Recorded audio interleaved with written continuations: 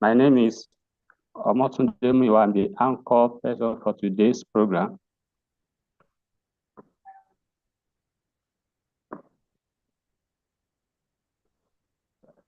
So I can see the in audience. I can see our HOD, Professor Oladokun. I see him in audience. While our guest speaker is also there. We have as well Dr. Kolawole in the audience. We are glad to see you here. And as I can also see Engineer Tejuri. If I'm right, the Engineer Olumide. We are welcome to tonight's lecture series. Then we have Mr. DeWitt Noddy, also in the audience. You are welcome. I hope I'm audible to everyone. Can hear you live. Me, please? Yes, we can hear you live and direct. All right. So we are welcome. We hope other people will be joining us as we are going the program. Our guest speaker, I hope you can hear me. Engineer Mrs. Loud and yes, I can hear you, sir, loud and clear. Good evening, everyone. All right. Good evening. You are welcome to this series lecture. As you have known, the topic for this lecture is strategic management, navigating a challenging business environment. And as we are here, we'll be learning some the skill and the objective that are required to navigate the challenging business environment, especially in this economy that we are in. You know, the challenges that is facing business, which we may not get the idea in the four corners of the classroom, but we have our guest lecturer for how to do justice to that. And as other guests are coming in, we'll be introducing them. Our chairperson is Engineer Mufoluwasho Adeshina. I hope, are you on the audience, please? Are you with us tonight? Okay, you'll be joining us. And our special guest of honor. Yes, sir. Mufoluwasho is there. He's in the audience. It's one of our okay. Thank you for joining us. We'll be having you very soon to address us as our special, so our chairperson for open remark. Then our special guest of honor and for his building message is Professor K.A. Adeyemo, the Vice Chancellor of Lee City University.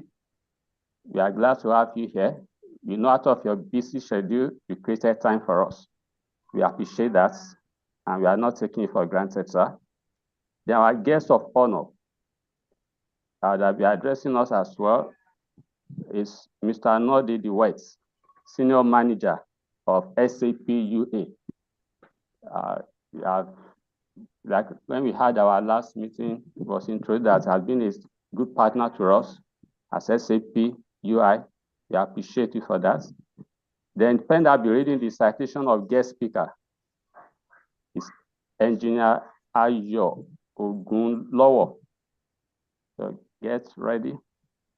Then, as we know, our guest lecturer is Engineer Mrs. Fumilayo Mukuru. Is one of our alumni, 2012 sets. We thank her for accepting to be a guest lecturer tonight, the 28th edition of our IPAA alumni lecture. Then After that, we'll be having chairperson remark. Then as we go along, we'll be following the program. So I will be calling the chairperson for his opening remark. Sir, you can have the floor. Well, good evening, everyone. Yes, sir. Good evening, sir. Yes. So I am pleased to give the opening remarks for this meeting. I was quite excited when I saw the topic, navigating a challenging business environment. And to know also that it's a trained industrial engineer that is going to talk to us about this. We know several years ago, students will leave secondary school, university undergraduates will come home on long vacations, and they could easily get vacation jobs to do, after which they return to school with some stipend that would be of assistance to them. But gradually we began to see such businesses, such factories began to fold up. More than that time, we are seeing a lot of changes going on today. We could make 3 to 5 years plans and follow through before, but these days is a bit difficult, even to follow through a plan of 3 months, just a quarter of a year. So it's going to be a great thing for Mrs. Funlayo Mukoro, the commercial manager of Tenaris Global Services Nigeria Limited, to talk to us on ways that we can navigate this kind of very dynamic environment, business environment, what we can look out for, what we should think about, what we should expect. I believe she's going to do a lot of justice to this. So I'm not going to talk much, but I'm quite excited, and I believe every one of us will be, at the end of the session, that will go home with one knowledge or the other which will be valuable to us in the course of our experiences out there. So I welcome Mrs. Funlayo Mukoro. When it's time for you to come on board, I believe that we're going to do a lot of justice to this. I have my writing materials at hand, and I believe that we will have so much to learn from. So thank you very much. Thank you, sir. Our chairperson, that's our chairperson's open remark. Thank you for that. I can see in the audience our Prof. Professor Joseph Agbola. Thank you, sir, for creating time to be with us. We appreciate you. Our father in the department, our Prof. Professor Ayode Joluleye. Thank you for being with us tonight. We appreciate your presence, sir. So as we go on, is our Prof around, Professor K. Adeyemo, our PC, Lee City University, sir. I think maybe we'll call him later. I'm not sure he's in the audience. Prof. Adeyemo, sir. I'm not sure he's in the audience for now. I think they'll be joining us. He'll be joining us when he So comes. when they join us, we give them the time, we give him the time to address us. I think they are busy. They are not here yet. Then we have our guest of honor Gooseby message, Mr. Nodi Dewet, Senior Director at SAP US South Africa. Thank you for being with us tonight. You can have the floor, sir. Thank you, Chair. Can you hear me all? Loud and clear. Thanks. Good evening, colleagues, university management, special guest of honor who will apparently join us a little bit later, our guest speaker, the faculty members, the alumni. I don't know everyone in the audience. I hope I have observed industry partners, other guests. I hope I've observed all the protocols. I believe I have 5 minutes. I will try to make use of it very well. It's an honor for me to be part of this event, and I really thank you for the opportunity, also on behalf of the organization that I represent. Just a few remarks from my side. I'm sure you've heard a variation of the following statement many, many times. Something like, the world we're living in is changing at a rapidly, frantically, frightening pace, or change happening all the time. even myself, I have started many talks over the last 15 years with these words, but yet they're still so true. Even more today, I think. Technology is just advancing quicker and quicker, getting things like artificial intelligence, the advent of cloud computing, and they really changing the world as we speak here. And since this talk is aimed at alumni of this institution, and by the way, I've met many University of Ibadan alumni in various parts of the world. So I think the alumni as the leaders of tomorrow, and some already indeed leaders of today, I think these challenges and these changes are even getting more complex, but I also think more interesting. For us here in Africa, we have our own dynamics.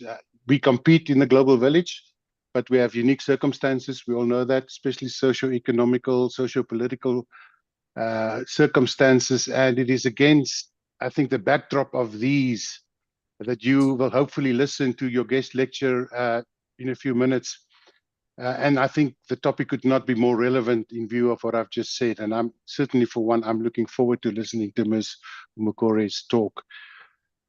I'm here representing the global software company SAP, which, as you may or may not know, is a global market share leader in enterprise application software. And we believe our solutions help thousands of our customers globally to run better and more importantly, sustainable. A few statistics maybe. SAP customers generate more than 85% of the total global commerce in the world. I know that sounds quite astonishing, but that is what the statisticians tell us. 99 of the 100 largest companies in the world are SAP customers, but we also have a huge SME customer base where we have specialized solutions, especially for this segment. So our global footprint as an organization, as a company, is huge. Just if you only look at our cloud applications, we currently have more than almost 300 million users using our cloud software as we speak today. So as you can see, the influence I think that SAP and our solutions have in the world is quite astounding sometimes. More specifically, I represent the SAP University Alliances program, where we partner with 2,500, even more universities globally. And what we try to do is to enable students to gain more insights into our technologies, especially looking at those that facilitate digital transformation, organizations moving towards becoming an intelligent enterprise and all that entails. And I think this aligns also perfectly with the topic for tonight, because these technologies are enablers, especially for the challenges we're facing.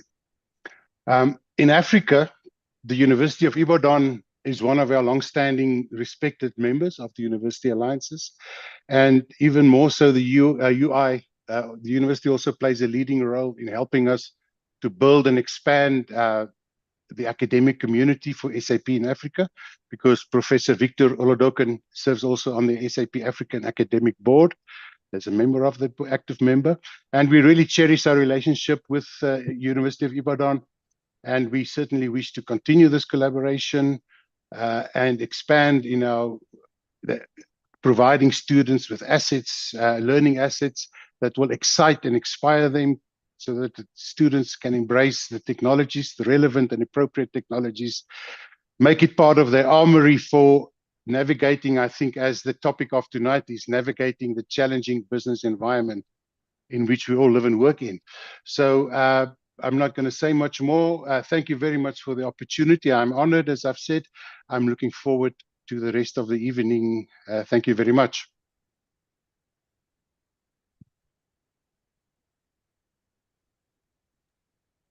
Thank you, sir. It was beautiful. It's Thank perfect. you. Thank you. Yes, sir.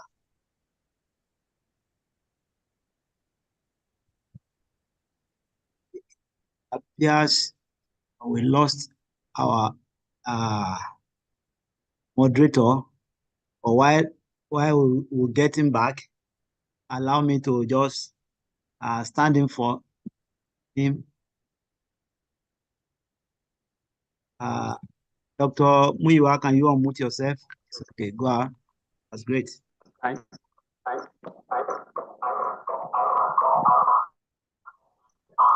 thank you, sir.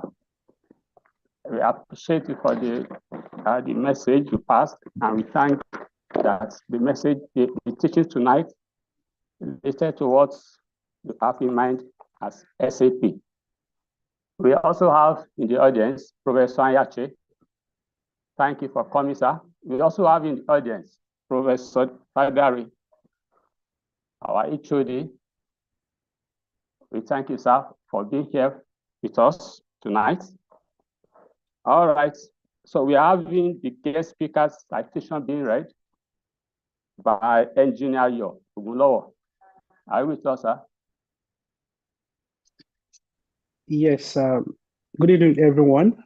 My name is Ayola Ogunlowo, an alumnus of the department, graduated in 2012, same set with Fumilayo Omukoro. It's a privilege to be reading this citation today. Thank you for the opportunity.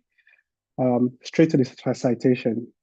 Fumilayo Temi Tokwe Omukoro is the youngest child of Professor Joseph Abayomi Olagujo and Professor Mrs. Alice Morenike Olagujo. Her education from primary to tertiary level was within the walls of the University of Ibadan, where she was raised. After excelling all distinctions in her O-level results at the university at the International School Ibadan, she pursued a bachelor's degree in industrial and production engineering, graduating as the third best student in the IPE class in 2012. Her career in the energy industry began with a 6-month internship in Schlumberger during her undergraduate studies. After completing the NYSC program, she joined Tenaris Global Services Nigeria Limited, where she has worked for the past 10 years in various roles in project management, supply chain, and commercial front end, where she currently serves as a commercial manager for Nigeria. In 2012, she obtained a master's in business administration from Edinburgh Business School, Heriot-Watt University. Fumilayo is also a member of the Women in Engineering Network. She values her family and faith, attributing her successes to God Almighty. Please join me in welcoming Fumilayo Omukoro as she delivers her lectures tonight.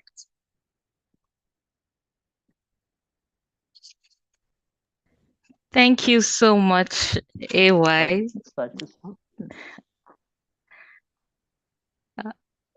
Thank you very much. First, I would like to, start by thanking the leadership of the IP department for giving me this privilege and this platform to contribute back to the society and to the alumni group. And also specifically, I'd like to thank Professor Victor Oladokun for his contribution to the department and his great work and drive to showcase the various achievements and and contribute continuously to the department. So thank you so much for the opportunity. And before I commence, I would also like to acknowledge the presence of our important guest, the special guest of honor, Professor K. Adeyemo. I don't know if he has joined this call already, and also to acknowledge the presence of the guest of honor, Mr. Nod DeWet, as well as the chairman, Engineer Mufoluwasho Adeshino. I believe so far, the the guest of honor and also the moderator and everyone who has spoken so far has done justice to the topic that I would be discussing tonight. And kindly permit me to share my screen while I give some background as to my preference, why strategic management.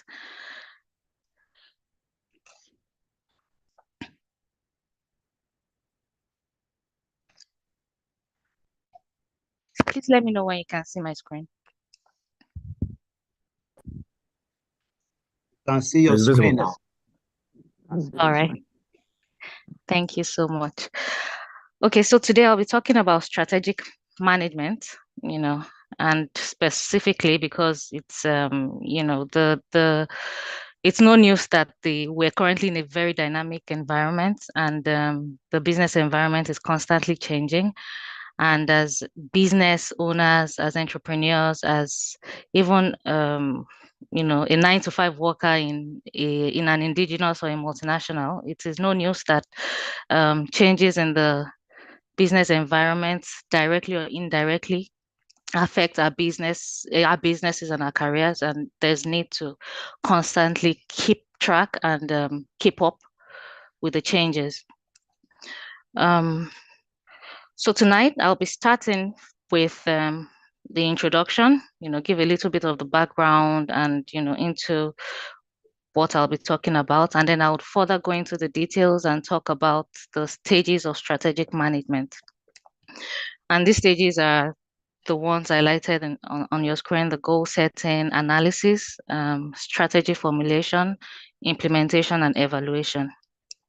And after that, we would conclude this this lecture and then move into the Q&A session. So why strategic management? I think one of the abused word, if I may, one of the most abused word is strategy. A lot of people say, I'm taking a strategic decision, I'm taking a strategic move, without necessarily understanding the meaning, the true meaning of the word strategy. So what's strategic management? I like to put it as a systematic approach that an individual, an entrepreneur, an organization takes, to create an action plan in achieving their long-term goals and objectives. For every standard organization, you would see that they typically have a vision, and a mission statement. And the vision clearly shows their long-term aspirations, their long-term direction, where they would like to be in the long term. While the mission statement says, typically says, it says how they intend to achieve those long-term goals, and still reflects the values of the organization as well. So strategic management is simple. It's just a systematic way of drawing out action plans for an organization or an entrepreneur to achieve their long-term goals. And now this brings me to the next question: why strategic management? To delve into that question, I would like to just display this graph. This is a graph showing the macroeconomic indices of Nigeria. And I chose to show over a period of 10 years, from 2013 till last quarter. So basically, we all know the business environment is very dynamic. There are so many factors that affect the economic situation of a country, and it's constantly changing, And as a business, it's also no news that you need to adapt, quickly to these changes in order to stay sustainable and also to stay profitable as a business. And looking at this macroeconomic indicators that I'm projecting, you could see that it's not stable. You can see I chose to show this because Nigeria basically is an oil producing, the major revenue of Nigeria is highly dependent on oil. And so most of our indicators, most of the economic indicators rely solely on the trend of the price of crude. So if you look at this graph, you would see that as the GDP, as the price of crude drops, the GDP goes down, and then it rises, the GDP rises, and then it's like a similar trend. And then you can also see a pattern also with inflation, that is constantly rising and rising year in, year out. So what is this saying? That the economy is not stable, the environment is dynamic. And one thing I would also like to mention is, taking Nigeria to as a case study. You can see from this graph, you can see the recession in 2016 due to the significant crash in the price of crude to 45. You can see the one in 2020 where it also dropped to 43 due to COVID. And before this, that's a 4-year interval. And prior to 2016, the last recession in Nigeria was in 2004, which was more than a decade before 2016. And then before 2004, it was way more than a decade. So it shows that the situation is not necessarily getting better. It is getting more dynamic. The changes are more frequent than they used to be. And this simply shows that as an organization and as a business, you need to keep up with the changes, and you need to find a way to adapt to the volatility, to the uncertainties that these changes would bring to your business environment. And you should employ strategic tools which are already in place that could enable you navigate this volatile situation that you find yourself in. Moving on to the next slide.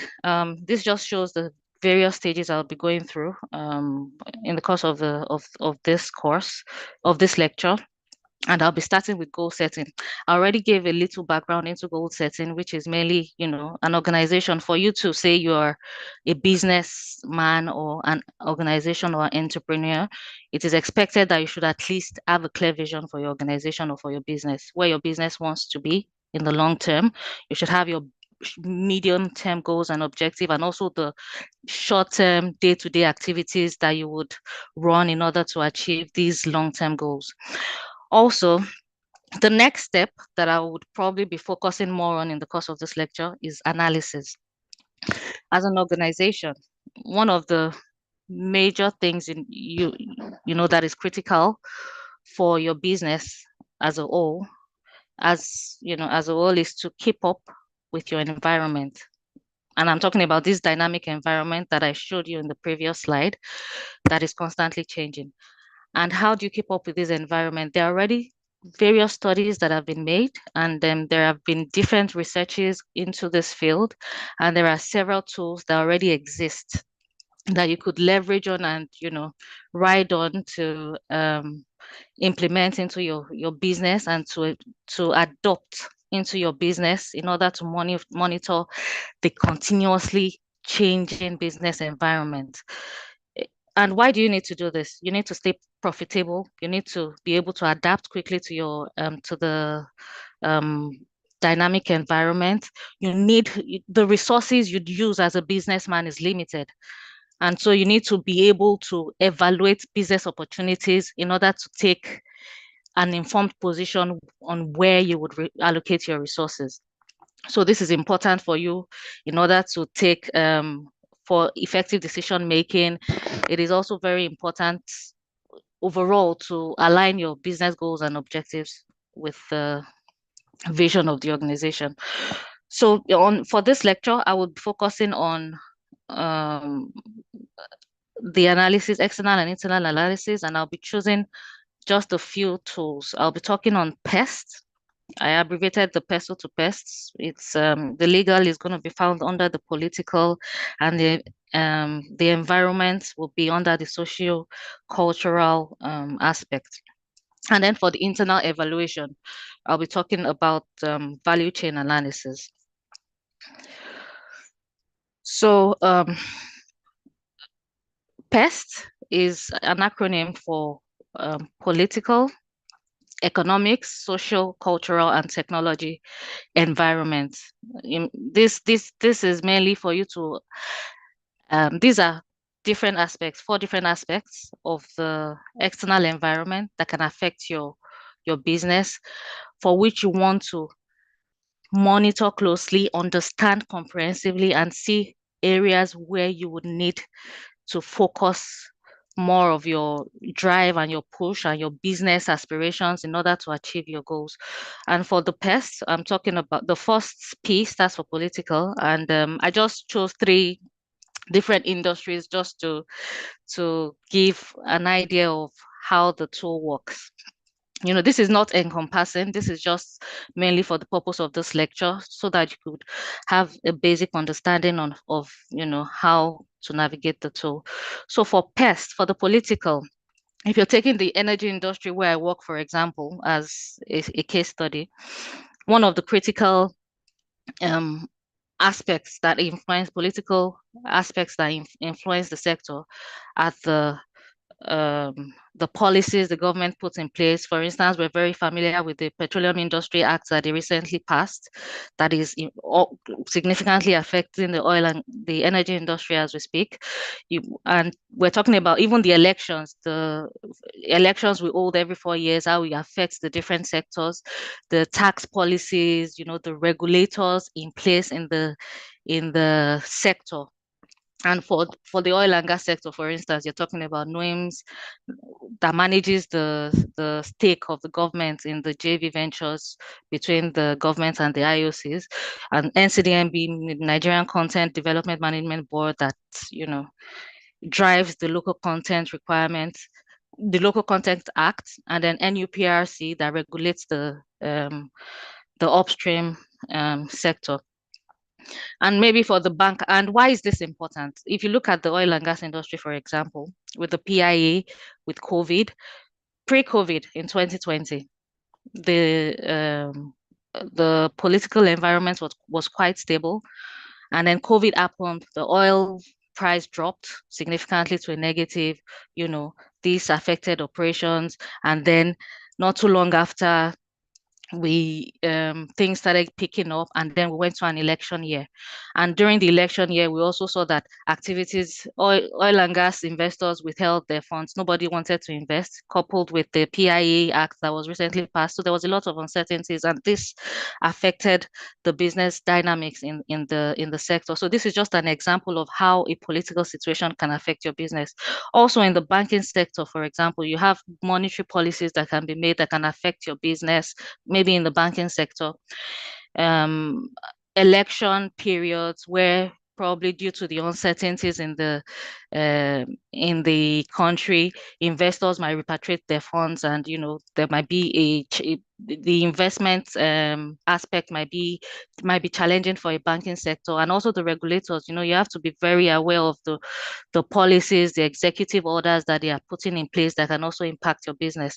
FMCGs also recently looking at maybe the duties and tax rates that are being implemented in some of the on some of the items, regulations that are being put in place, government policies, labor laws and trade agreements that can generally affect your business. So these are things you typically want to stay abreast of and keep a close follow-up on.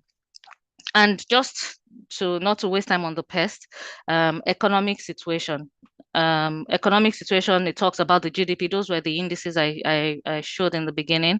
You're talking about the GDP of the country, the inflation rate of the country. You can also translate that maybe into the purchasing, to the standard of living of the people at a particular point in time, and then which could affect the purchasing power of your target market. For example, if you're an entrepreneur and or maybe you're selling a particular good, you need to be aware of how these changes can affect the move for your organization. And for example, the devaluation of Naira that happened recently, around June last year, the unifying of the Forex market, where we now had a unified exchange rates.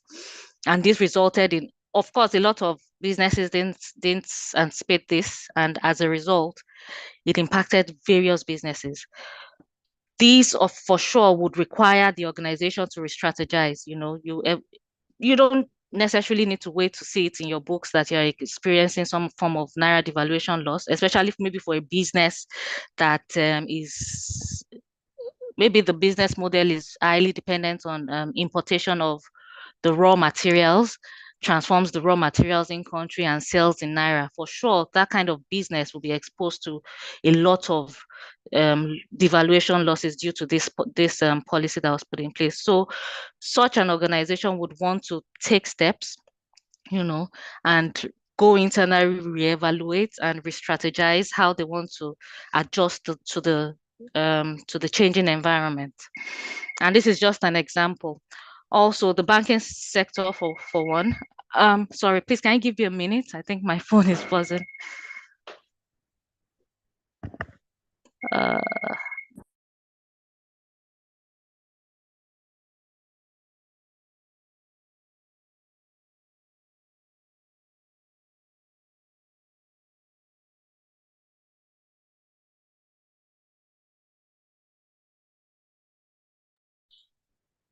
okay, sorry, I apologize for that. For an organization that is maybe highly dependent on importation of raw materials and sales in the local currency, for example, that is exposed to the devaluation, to naira devaluation losses, would for sure have to go back, look internally and re-strategize on how they would approach their pricing strategy. For instance, you can decide to see if you can source your raw materials in country, or you can decide to change your pricing structure to adapt to the flexibility to the changes that you currently see in the economy. Also, another factor that typically affects the next factor on pest is the socio-cultural. This could also be socio-demographic, and in this, I've also incorporated the environmental elements as well. So these are, for instance, the oil and gas industry. It could be the host community where you operate. It could be the push for climate change, due to change in lifestyle, and also it could be, the push for the zero carbon footprint. Now that everybody is there's this global push for energy transition and then sustainability, so you need to keep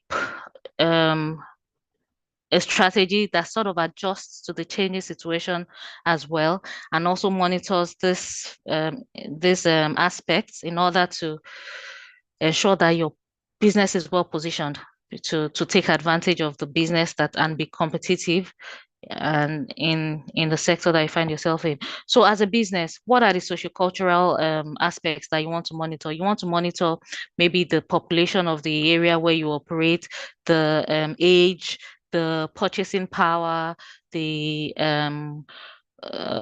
culture of the people you're dealing with, consumer behavior. These are the aspects that form the sociocultural aspects that we're talking about.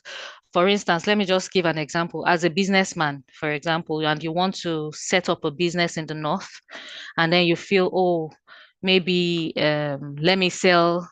I hear the pork market is a thriving one, and I want to start selling pork. I don't know if Muslims eat pork, but I'm just trying to use that as an example. So you need to know maybe the things that are accepted culturally and those that are not, before you even start engaging in pursuing a business idea. Another thing could be perhaps you're located in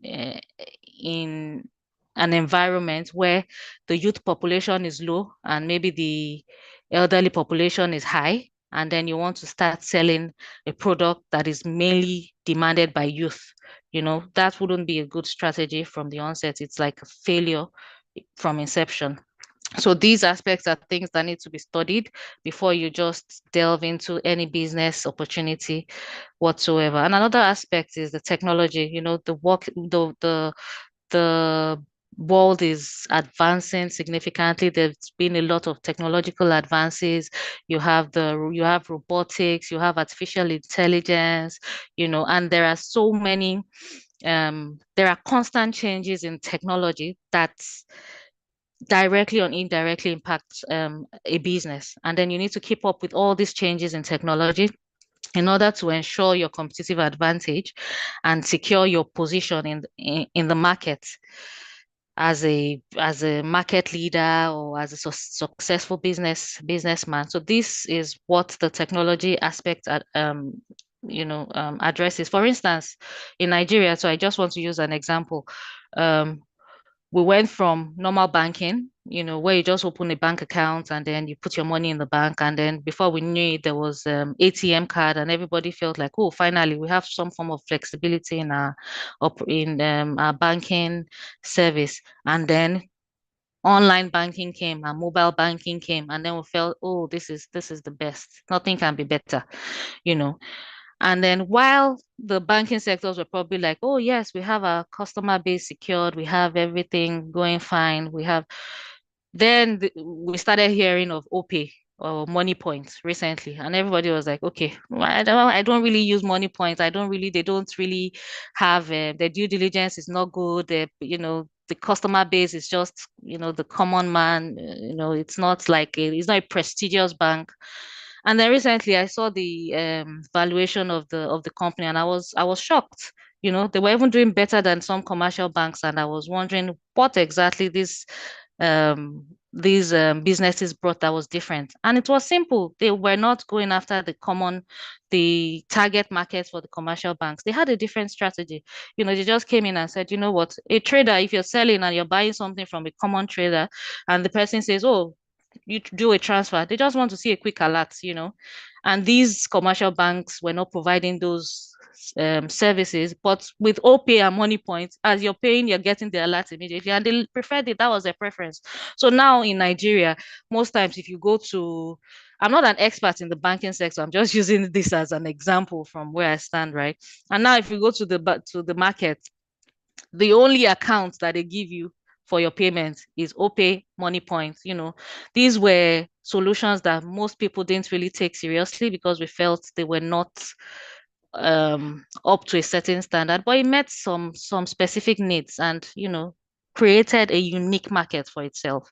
So and also even for an FMCG, for example, you could you could be doing very well in your sector, and then a competitor comes and takes over, and you're wondering why. And then their productivity is higher, their strategies, they are capturing more market, and then you're wondering why.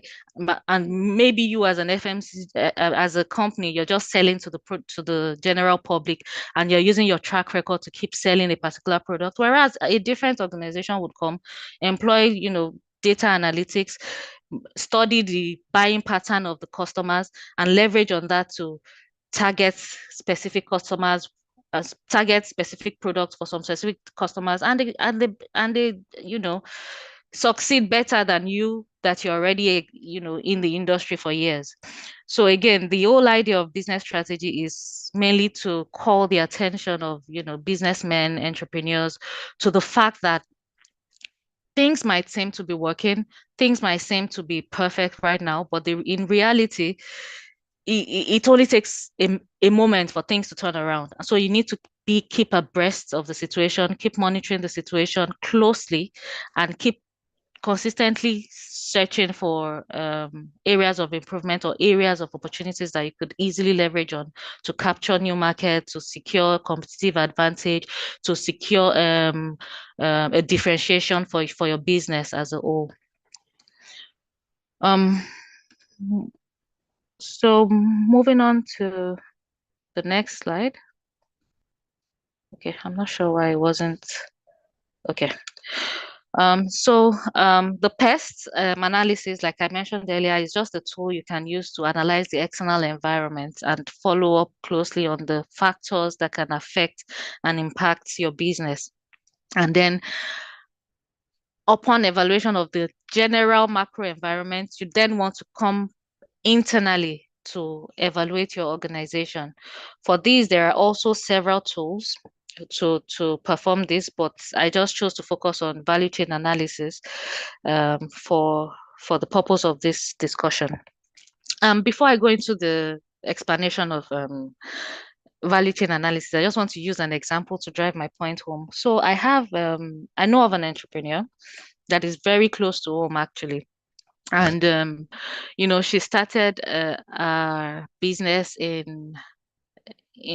she got married and moved to Borno State and started a business. So she first started selling clothes. It wasn't successful, and then she bought a truck because she had done an internship with Coca-Cola here over there in Ibadan. She did an internship with Coca-Cola, so she got a placement. I mean, she got a truck, established a contact in Coca-Cola, and then she started subcontracting a truck through a vendor that was already registered with the company. So she started with one truck, and then business was going fine, and all of a sudden the security situation in the company changed. I mean, the country changed, and then there was Boko Haram in the north, and then a lot of security concerns and everything. And she and her husband had to relocate out of Borno State. And then they relocated to Ibadan. She relocated with her truck, and then she got to Ibadan. And then it was quite challenging, um, establishing the same line of business in Ibadan, securing the contact that she would subcontract a truck through in order to secure business in Coca-Cola. So she remodeled her truck. She saw that instead of using the truck for to supply for the distribution of Coca-Cola, she could use it for other things. So she remodeled the back of the truck, and then she started getting customers who used that truck to go to the north, buy cereals, buy grains, and then bring them to the southwest and supply to companies. So she was using the truck. She was just focused on logistics.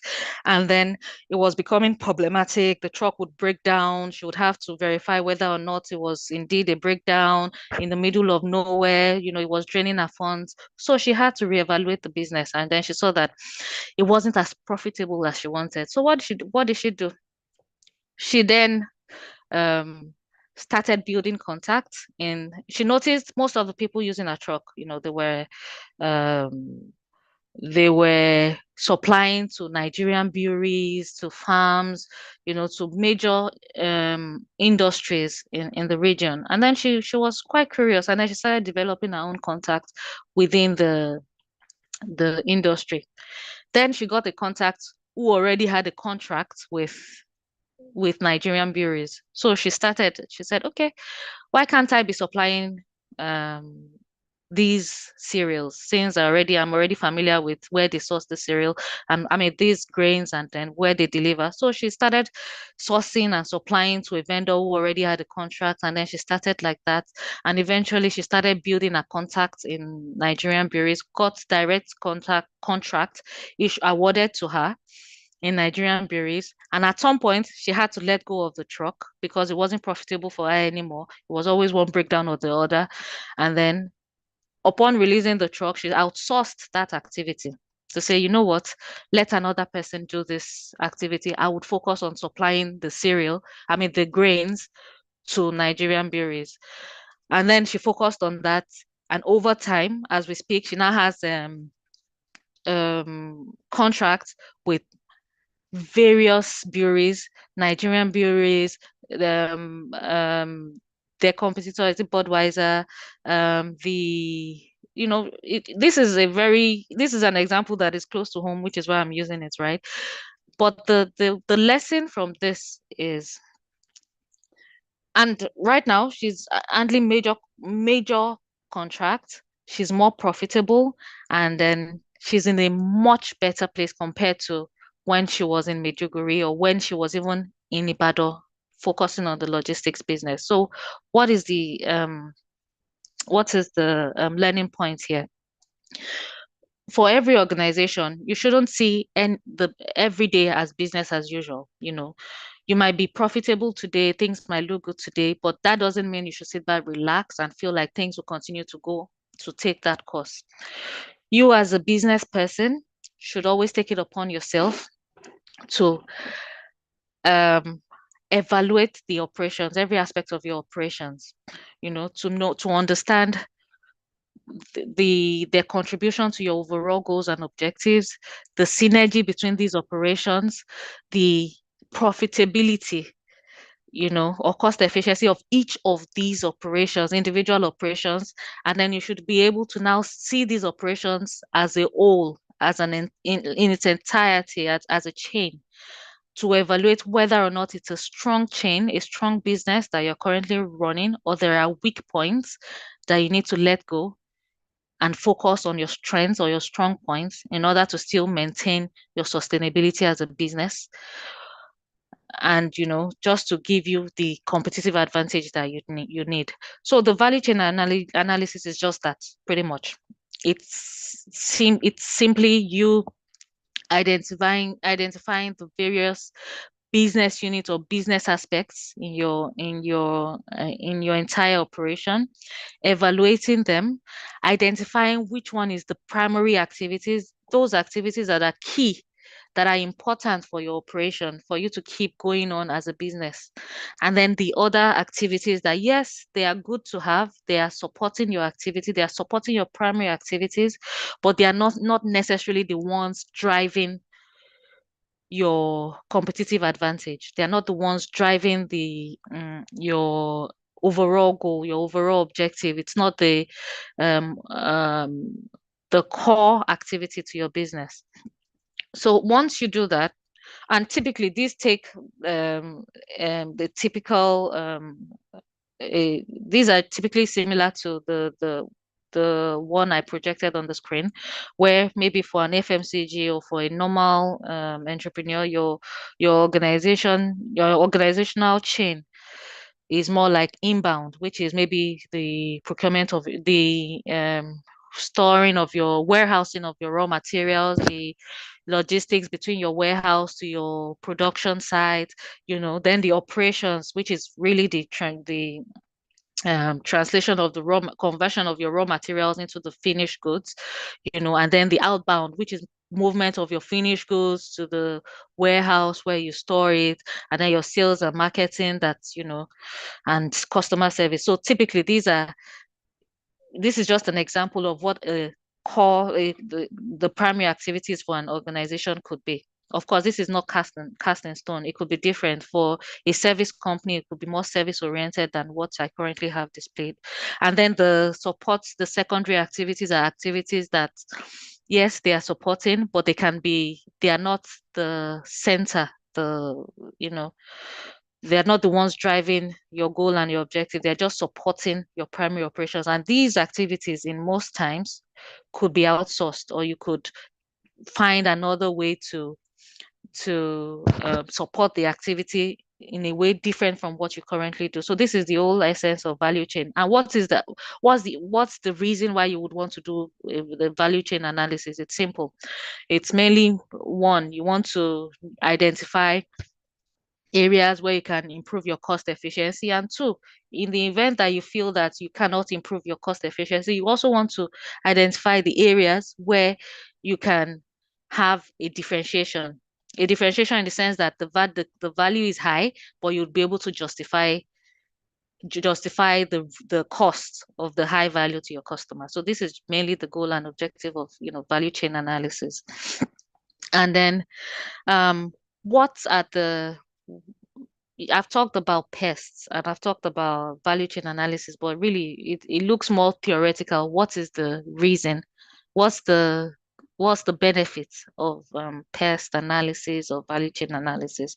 And I'll just try and break it down. So for pests, what most business organizations don't know, or what they typically do, is yes, you might know what's happening in the environment, but instead of taking the driver's seat in driving these factors that affect your business, most times you just take the passenger, you just flow with you take the direction in whichever direction the situation pushes you. For instance, instead of waiting for a policy or an executive order to be made that can influence your organization or your business, you also want to take the driver's seat in the sense that you want to have some level of control. Yes, it's external, and it may seem that this external environment is out of your control. But sometimes you can actually gain control of this external environment in order to influence the direction it takes in a way that would be beneficial to your organization. So what you want to do, for example, is you want to drive the policies. You don't want to sit and wait for the key stakeholders in government to make the policies that would be affecting your business. What you as a business person want to do is you want to identify the stakeholders, the major stakeholders. Maybe you can map the key stakeholders in the industry or in the environment that can affect your business. And then you want to start engaging with these key stakeholders. So you are saying, okay, like I used the oil and gas sector, for example, where I said, oh, NOIMS, NCDMB, these are the key stakeholders. You don't want to wait for NCDMB to make an executive order that would negatively impact your business. No, you want to start engaging with these executives. You want to drive the engagement. And if you feel that, oh, I'm a business, I'm an entrepreneur, I'm just, who am I in the grand scheme of things? Maybe, these people are high up and I'm just a businessman. No, if you feel that probably as an individual, you cannot drive such initiatives alone, you can do it collectively. You could join maybe an association that of like minds that share the same goals and the same aspirations as you. Maybe, for instance, you have the Manufacturing Association of Nigeria, maybe an association of manufacturers. You have the OPTS, PCT, Petroleum Contractors Trade Section. You have different guilds or different associations in different business sectors that you find yourself in. So you could join one of these organizations, try to be active, push a collective agenda, advocate for policies and executive orders that you feel would impact your business in a positive direction. And you'll be amazed at how much progress you can make from these advocacies. And for instance, today I had to come to Port Harcourt for a similar engagement where we had been pushing one of these key stakeholders to come to our facility and see the investment we have, just to justify the reasons why we should secure like a particular business. And it seemed like we were, the push was futile. And all of a sudden on Wednesday, we got an email saying they were coming, So I had to quickly change my flight and jump on the next available flight. And these are the advocacies we're talking about. So using these tools, for example, it would help you understand in a systematic way the key stakeholders that can affect your business, help you analyze and evaluate and see the ones you can influence. And then from your analysis, you can now determine the direction you want the advocacy to take. So you need to start taking a proactive approach in this aspect and not just, go with the flow. Another benefit of the pest analysis is continuous evaluation. It gives you the opportunity to continuously evaluate the environment. It gives you the opportunity to quickly detect the opportunities to your business or the threats to your business. A single policy can change things around in an instant. A single situation can turn around your business if you're not monitoring closely. Some people would see a situation and take advantage of it to their own for their own benefit. For instance, again, when right now we're talking about the economic situation and everybody's focused on we are seeing a similar pattern. Oil and gas industry, for example, we see a pattern where due to all these challenges, the security situation, crude theft has become very high. So the output for the IOCs, the output of the producing companies have significantly dropped. The PIA, there are still some fiscal aspects that, the players, the operators are still concerned about. So these different factors have they've influenced the investors or the key stakeholders in such a way that we now see a pattern where everyone in land and swamp, all these IOCs in land and swamp, they are divesting their assets, meaning they feel it's not profitable enough for them, and then they are letting it go to indigenous companies, And while they are changing their strategy to focus on the deep water because they feel they have more control in the deep water. There's no crude, the crude theft is gone.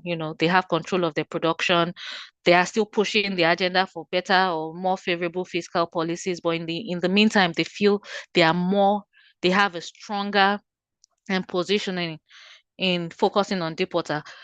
While this divestment is going on, we also see indigenous people that are seizing the opportunity and acquiring these assets, because they also, unlike the IOCs, believe that they are more strategically positioned to manage these various factors that are affecting the business. They can handle the host communities better as indigenous people. These are also people that are they have technical knowledge of the business, so it's not like they are going to it's a new venture for them. No, they've been in the sector in one way or another.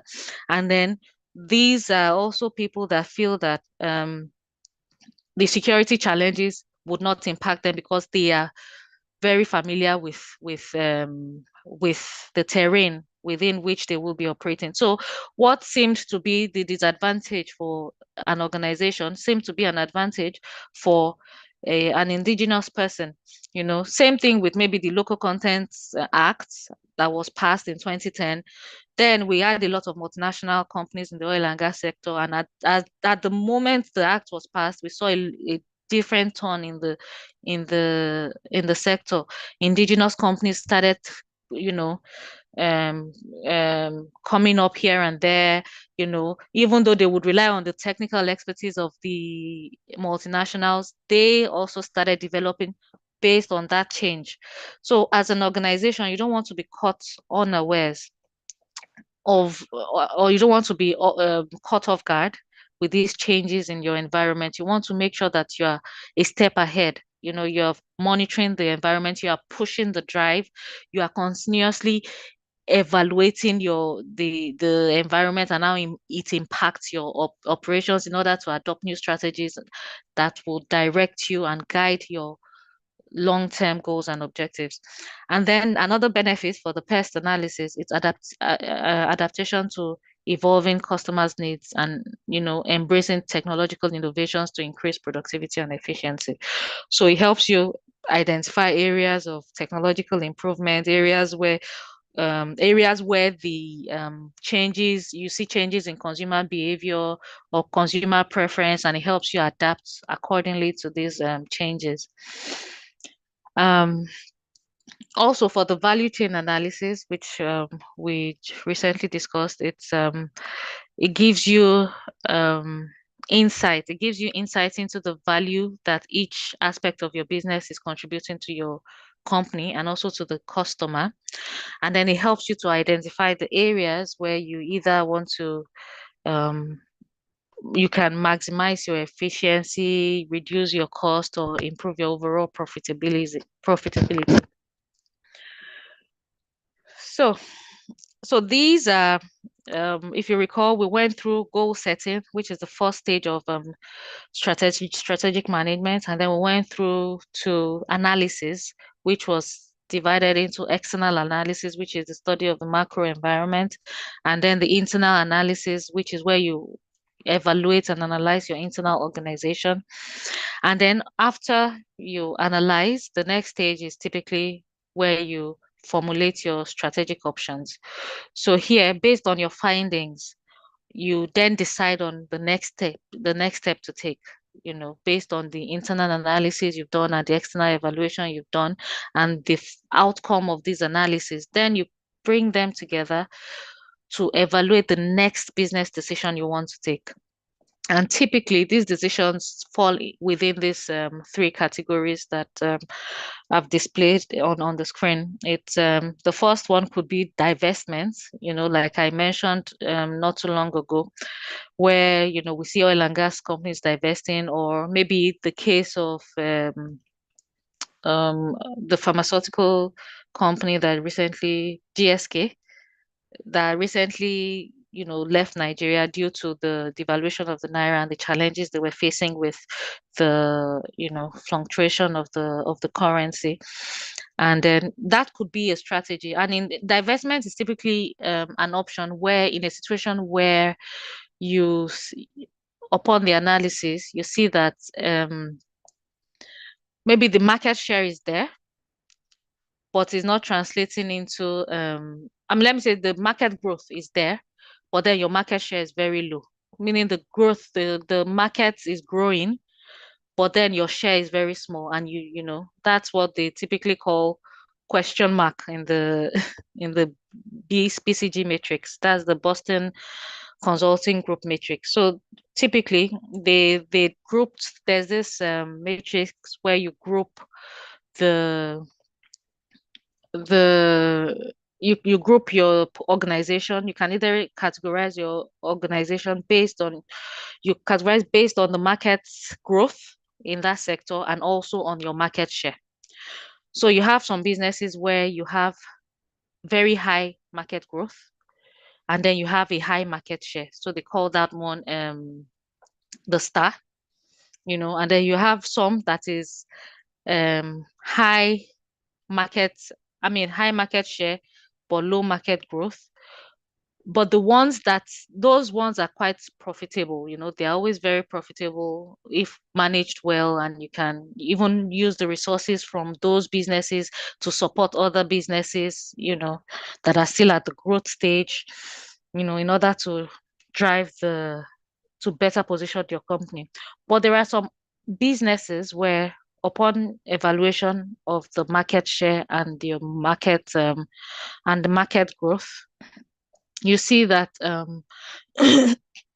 it can have, maybe the question mark is where you have a high market growth, but then a low market share. That's the question mark.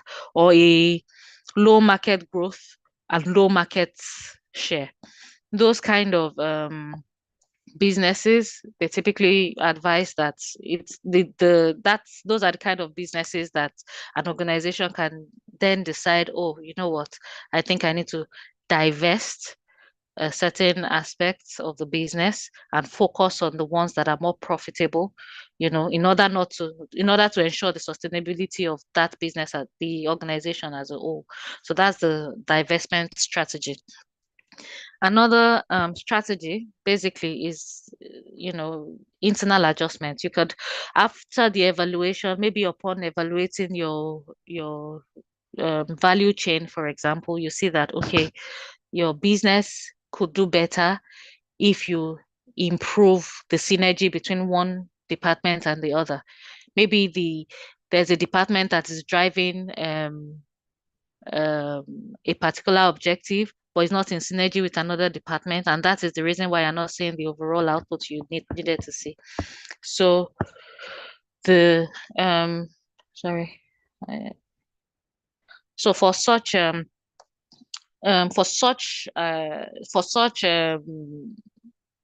instance, you then might need to make some changes internally. Maybe you're restructuring, or you're saying that, okay, you need to make some changes to your value proposition, or you need to realign and come up with a new market penetration strategy. So those kind of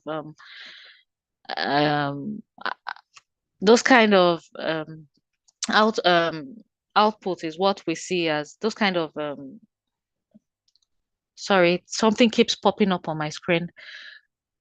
Okay, so those kind of situations are where you know that, okay, you focus internally as against, the divestment option that we saw initially. So you can still focus internally, identify the aspects where you need to allocate your resources, and then the aspects where you need to restructure, or aspects where you need to realign and, synergize with the other aspects of the business. So those are the internal adjustments that one could make. And then the third aspect that I would like to talk about is the expansion or the growth. So these are it's just like the other example I cited earlier, where, she went from supplying a truck to Coca-Cola to supplying the grains to Nigerian breweries. So that is also a strategy in itself. But in this situation, it's more of she divested the assets, meaning it's not performing, so she liquidated it and she sold the truck, and then she focused on the she expanded from logistics into the supply of the grains to Nigerian breweries. So that's what we call growth. Growth could be diversification, where you take on a new product line, or integration, where you integrate, it could be backward integration. Forward integration is what she did by supplying directly to the end user. Backward integration is probably when you're moving closer to your supplier. So you're saying, okay, you know what, I want to start acquiring this. I want to acquire this aspect of the business, like maybe you see the electric cars, or you sell electric cars, and then you need batteries, and then the challenge is the battery, and you feel you need to put a lot of resources in R&D for the batteries and this, and then you acquire like a battery manufacturing business. So that is like a backward integration, where you're moving closer to your supplier to improve your entire value chain. And it could be horizontal integration, where you probably acquire a competitor that is probably doing better, or maybe or in a similar business situation where you're currently in. And then the next step that I would be moving forward to from formulation is the implementation. So the implementation stage is mainly where you try to focus more on realizing the strategies that you have laid out for yourself. Okay, now you want to restructure, now you want to let go of the non-productive business unit, or now you want to focus more on a product unit that is productive and drives, your main value proposition, or you want to, change your service approach and include service to your products, so that you'll be closer to your customer. So the process of implementing whatever strategy it is that you've come up with is what we call the implementation stage. So the implementation stage is mainly where you have to translate the strategy into actions, and these typically involve you allocating resources to the aspects, to the strategy that you want to achieve, in order to realize the results that you want. And upon doing that, it's one thing to implement. Again, like I said at the beginning, you could implement a strategy as a business, and then you feel you're good, but strategy is dynamic. It keeps changing, so you have to keep monitoring. It involves a lot of monitoring. You have to monitor it to check against your objectives and your goals and the targets, what you want to achieve. So it's one thing to allocate resources into the strategy. The next thing you want to check is it even realizing what you needed to achieve? So you have to keep the monitor. It's like a loop, so you have to keep monitoring the strategy, check if it's realizing the purpose for which it was implemented. So, and the process involves, okay, setting your KPIs, make it very clear. What's your KPI for the business? Secure more. You're implementing in order to secure maybe more market share, or to be more productive, or to be more cost competitive, or to be whatever strategy, whatever I was supposed to realize. You have to monitor the implementation process against these KPIs to check whether or not it is in compliance with, with what you said. So basically, that's you checking whether the strategy at every point in time, if it's fit for purpose. you know and that brings me to the end of this presentation. It's a broad topic. There are several tools that can be deployed. There are, several aspects to strategic management. But for today, I just chose to focus, due to the time, I just chose to focus on Thank these you. two tools, and I hope that you've been able to take one or two learnings from this, and which you can implement into your day-to-day activities, So I'm hoping that it won't be business as usual for you. You would know that as a businessman or as an entrepreneur, the business environment is ever changing, is very dynamic, and to secure the competitive advantage that you need to reposition your business. You need to keep to be aware and abreast of all the external factors that can affect your business. Look inwards and evaluate the entire chain to see areas of opportunities, areas of improvement, and areas where you may need to let go of that certain aspect of business to focus on, a more profitable or more business opportunity. And in the end, I just hope that, even though it was a short lecture, I hope you were able to take one or two learnings that you could implement into your day-to-day activities. Thank you.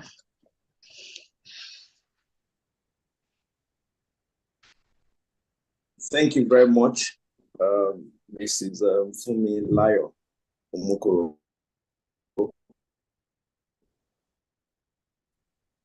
And I must say that the time you spent are engaging as well. So I would not want to dilute what you have said.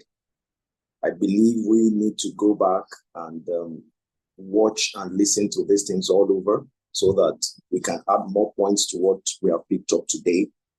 But I remember that you said that we must not see every day as business as usual. We need to evaluate every area of our operations and see their contributions to the total business outlook. That's something I'm going with, and meaning that whether the business is doing extremely well, or it's pushing upwards, or it's going downwards, we can't be complacent. We need to keep working and pushing ahead to see them better. I want to thank you also for how you have broken down this session. I would want to wrap up by supporting you with what Charles Darwin said. He said it's not the strongest of species that survive, not the most intelligent, but the one most responsive to change. So as you have given us very sound exposure to navigating a challenging business environment, I believe that is a starting point for us to build on and to grow our thoughts and our aspirations so we can have a good turnout. I want to thank you very much. And I believe that if you don't mind, or maybe I should make the request to the head of the department. So I'll make the request to the head of the department. There are more things that we want to know, and we want to have contacts with you as well. I want to thank you very much, and I appreciate your contribution to our learning and growth. Thank you very much. Thank you. Thank you, our chairman. We appreciate you. I can see in the audience a lot of our very VIP. I see the head of the department of business, entrepreneurship, business education, business and executive education from the U.S. School of Business. Professor Segun Adedeji is in the house from the School of Business. We really appreciate you. We see a lot of our senior friends in the house, senior alumni, Engineer Kwekonlade Posea. We appreciate all of you for finding time to be part of this month's edition of Alumni Lecture. Let's hear comment from our guest,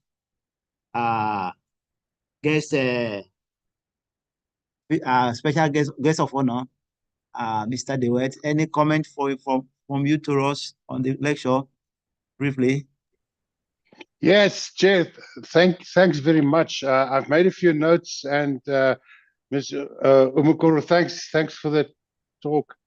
I feel a bit old because when I did my MBA in 1994, strategic management was much simpler because you could plan for 5, 10 years. And I think you've made the message very clear that volatility that we see now breeds the need for agility. And I think that's the key learning I've taken from your talk. And it doesn't matter if you're a small business or you're a big business, you need to be able to be agile and to, when you talk about the looping thing, it's almost analogous to agile project management kind of things, that you need to review that and you need to be able to adapt on very short notice in terms of what the market gives you.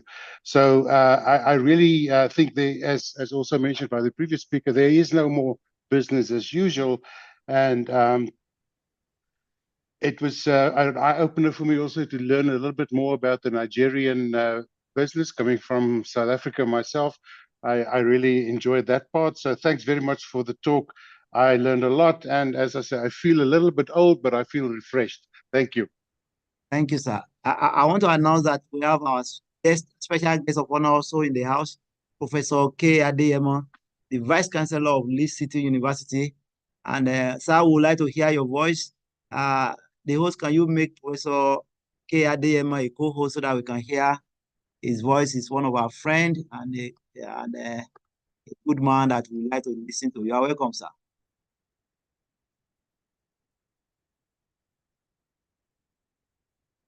Professor Adeyemo, sir. And unmute yourself. Hello. Yes, sir, Hello? we can hear you. Good evening. Good evening, sir. How are you? You are doing great, sir. Can Yes. hear you. Yeah, thank you so much. Good evening. I thank the participants for this opportunity.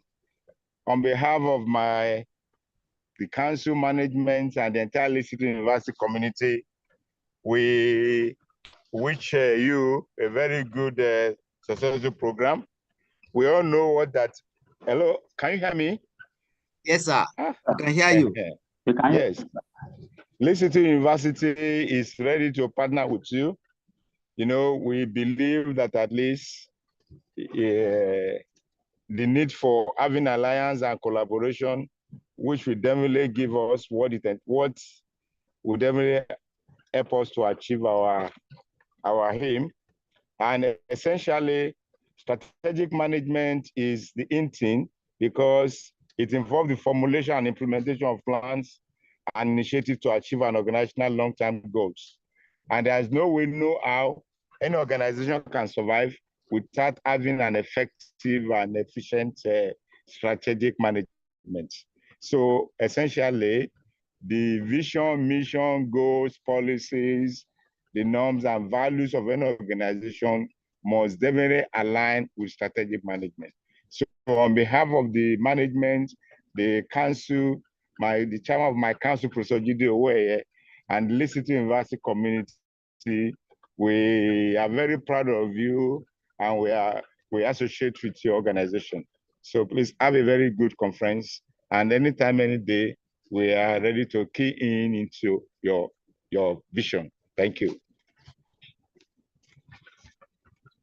Hello? Thank you, yeah, sir. thank you. Yeah. We really appreciate you, sir. Yeah. Thank you, sir. Thank you. Yeah. God bless you. Yeah. Thank you. Well, thank you again. It's wonderful listening to our guest speaker, Fumi. I've really been taking notes, and I'm sure everybody. I just want us to hear from one of our father in the house, Professor Oluleye. Professor Oluleye, sir. I want to hear from you, sir. Professor Oluleye. Yeah, hello. Yes, sir. Yeah, hello. Well, it's been an eye-opener listening to the lecture, quite expansive. incisive, and it opens many doors and many eyes. I'm very impressed, and I must commend the lecturer of today, who has done so well. And we can only pray that God will continue to bless you as you navigate the challenges that we face in Nigeria today, which all of us face actually, but I'm sure you are in the forefront. So thanks for being a good ambassador, and we pray for other alumni that in your various tasks you continue to excel and to float. Again, we must thank all our special guests, chairman and special guests of honor, for finding the time to be with us, and we pray and hope that somehow together we can move Nigeria forward. It's a big task, but it's doable if we start in our little pockets. So thank you very much. It's been a good time. I've enjoyed myself thoroughly, in fact, completely. Thank you, and God bless. Thank you to our teacher and our mentor, Professor A. Oluleye, for that word of encouragement. Before we move forward, I just want to inform us that the 21st lecture series will be coming up on Friday, June 14, 2024. That's the second Friday of June, by this same time, 7 p.m. West African time. And our guest lecturer then will be another esteemed alumni, alumnus of this department, Engineer Moyo Ladipo. Moyo Ladipo will be talking about smart manufacturing, digital technology as enabler, productivity enabler. So I wanted to put it in your diary and be part of the 14th as 21st alumni lecture, which I promise you is going to be as beautiful, as exciting as today's discussion.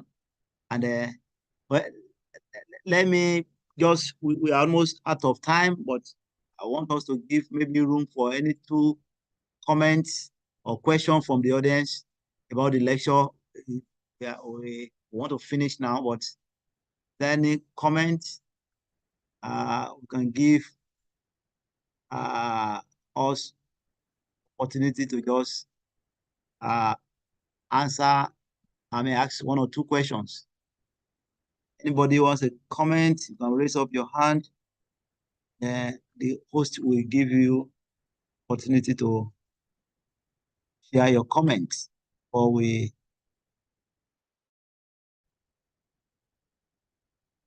can't see, not seeing any hand, but that's interesting. Want to recognize all our beautiful people in the house, and if I have not mentioned you, please don't be annoyed. We're just trying to scroll up, get our names. Yes, Shodola, I can see you can go ahead with your question from Sadolua. Go ahead. If you have a question, unmute yourself and just ask the question.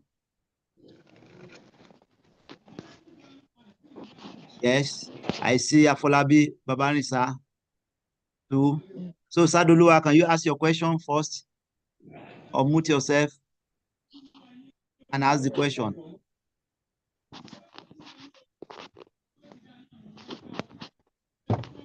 Okay, if you are still trying to unmute yourself, Afolabi Babanisa Olusegun. Hello, good evening.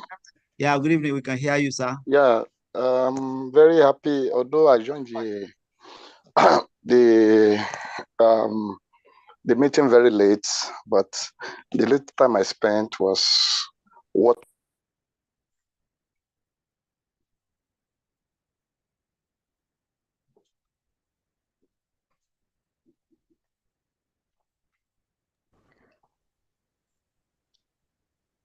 Mr. Sadolua, we can't hear you anymore. I think you're on mute.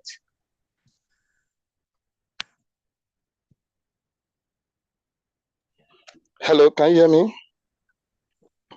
Hello? Yes, now we can. Okay. Sorry, my question is just about the example you cited, that somebody was into logistics earlier before going into supply. The example was on Nigerian breweries. So I just want to ask, if you are diverting with same company, will they see you as a serious person? Sorry, I didn't get that one. You mean diverting as with the same company? Please, can you just elaborate?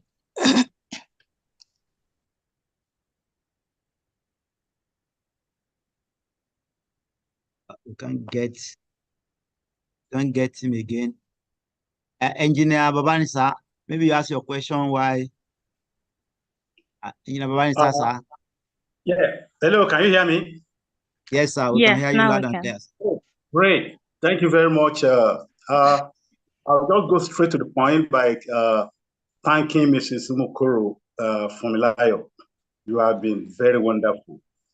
Your discussion, your talking was very clean and clear. And the confidence shown in your face and then in your talking was excellent. Thank you for giving this to us. There is one thing that you mentioned along the line, the issue of banking system, where the POS has actually taken over from the big giant banks, commercial banks. It is very unfortunate.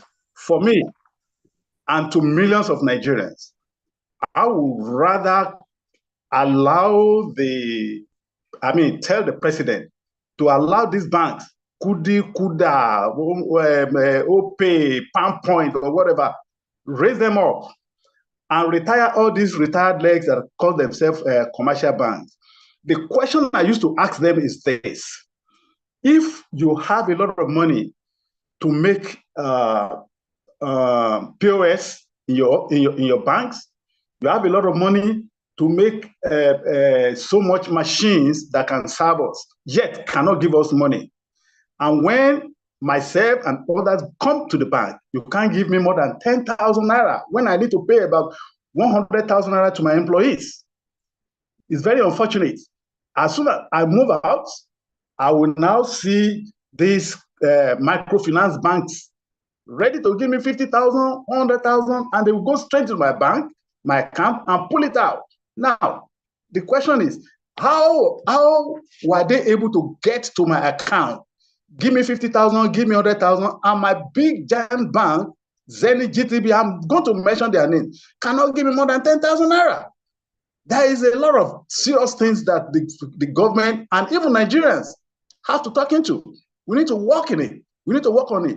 I'm thinking that industrial engineers, being who we are, we can do a research on it and bring something out. We need to rescue this nation. The banks are actually killing us. So that's just my comment. I rest my statement from here now. Thank you very much for giving me the opportunity. Thank you, sir. Thank you, sir. I hope some regulators are listening, and they will keep contributing our own quota to nation building. So our guest speaker, I don't know whether you are able to get the first question. Well, thank you very much, sir. For the first question, it was a bit unclear when he said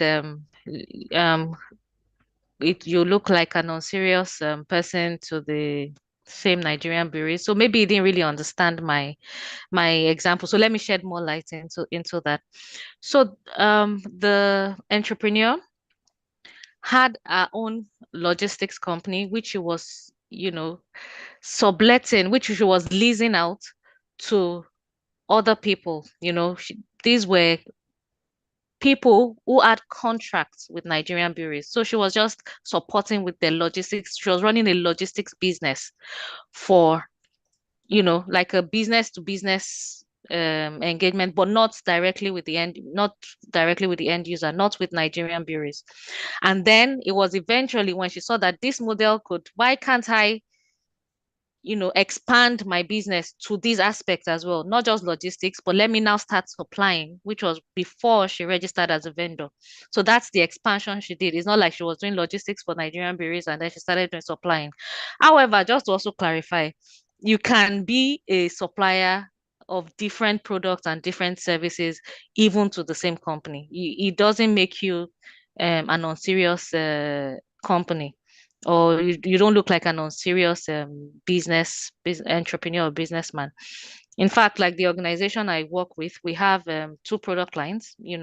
We sell pipes, casings, and tubings to IOCs and indigenous companies. And we also have another business line where we provide services. So we can quote your line pipes or quote your bends for your midstream. So the other one is upstream. For now, this one is transportation of your oil and gas. So and we still have the same client base. So it doesn't make you unserious. You can be an organization with different product lines and different services, and you can have the same customer that you're rendering the products and services to. So it's not unethical in any way, and it doesn't make you seem like an unserious businessman at all. That's great. Mr. Sadolo, I say you have answered his question. Okay, thank you. We really appreciate you. We will be having the closing remark from our guest speaker before we give the vote of thanks. Our guest speaker, you can round up your lecture and give us your closing thoughts. Meet again next month. The guest lecturer. Thank you so much. Thank you, sir, for the opportunity, and have a great evening. That's great. We appreciate our guest speaker for a great lecture that she has delivered today. We look forward, to next month. This second Friday of every month is when we have our alumni lecture. We have our lecturers for next month, Engineer Moyo Ladipo, very an esteemed alumni of our department. On behalf of the department, I want to express our appreciation to guest lecturer. We want to thank our special guest of honor, Professor Adeyemo, the Vice Chancellor of Lee City University, for graciously accepting to be our special guest of honor for today. We want to thank our friend from SAP University Alliance. He's a friend of the department. He has, Mr. Not the vet. He has added value to us over the years, and he's a friend of the department. And Mr. Dewe, we are extremely grateful. We are proud of you. We thank you for your contribution to helping us to train the new generation of engineers. UI will run SAP certification, and some of our collaboration with SAP that allow us to run our certification at very subsidized rates, courtesy of Dewet, who is the director for African region, and who is supporting the university through human capacity development. They have invested a lot into training our lecturers. We have over 20 certified SAP trainer and over 12 SAP consultants who have taken some of their professional exams. Most of these exams were subsidized by University Alliance, courtesy of the advocacy of Mr. DeWitt and other members of the academic board. Thank you. And we deliberately bring you here to show our appreciation that, and also to let our students and our alumni see the face of some of our partners and appreciate that we are making efforts to internationalize our activities. I want to thank our chairman, Engineer Ofoluwaso Adesina, the MD of Kakasa Nigerian Army Engineering Service Limited. Passionate lover of our department. We appreciate you. Regularly support our department, through taking our students for an internship and other practical means. It's in Nigeria that two set of elites in Nigeria, that are elites in Nigeria who constantly complain about the Nigerian graduates, but they never do anything. They will complain, they will only showcase it's better in the UK, it's better in the US. But when you call on them to help the system, they go silent. But Mr. Mufoluwasho is not like that. He's a Nigerian that is passionate about helping the Nigerian university system and is doing practical, is helping us practically, with resources and contacts and influences. So, sir, we really appreciate you. Pray that God will bless you more. I want to thank our citation reader, the leader of Fumilayo set, that is Ayo Glowo. I call him Mr. Industrial, Mr. Esa. Mr. Esa, I appreciate you. He has not lost his leadership touch. He's still the leader of the pack. And when I was looking for somebody to read Fumilayo's citation, I think he has to be the leader of that group. So, Mr. Ayo, Mr. Aesa, thank you. We thank all our lecturers in the house. We thank our senior colleagues in the house. I can see Professor Fadare, the HOD of Automotive Engineering, and so many other wonderful people. Professor Adedeji from Faculty of Education and also from University of Ibadan School of Business. I can see many of our former guest lecturer, Yemisi Ashimolowo, is here, and so many people. Don't mind me if I cannot mention your name. We appreciate all of you, and we'll keep in touch with you and keep in touch with us. Join with us as we raise the bar of engineering training in Nigeria.